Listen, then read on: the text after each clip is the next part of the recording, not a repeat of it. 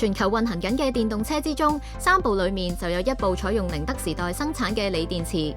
使用量連續8年排名全球第一。2016年，寧德時代喺香港註冊，2024年更成為引進重點企業辦公室嘅重點企業，先後在港建立國際總部、IP 中心、研發中心。寧德時代係全球領先嘅新能源創新科技公司，致力於為全球新能源應用提供一流嘅解決方案同埋服務，例如為綠色交通網提供動力電池系統與服務，為清潔能源嘅儲存提供解決方案與服務。喺2023年，寧德時代發布咗零碳戰略，為全球提供全景式一體化嘅零碳解決方案。香港公布咗2050年實現碳中和嘅目標。我哋會找緊呢個新機遇，利用科技協助香港各大企業邁向碳中和。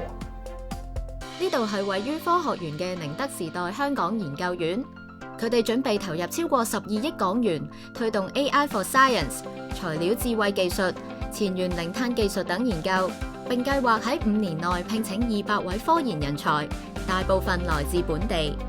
因為香港嘅科研人員佢哋都具有世界嘅視野，可以好容易咁同世界各地嘅科研人員去溝通同埋合作。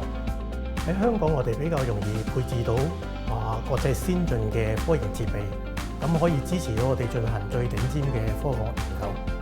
我覺得香港喺背靠祖國嘅優勢下面，創科發展形勢大好。香港政府積極引進重點企業，佢哋會喺香港合共投資近500億元，創造超過2萬個就業機會。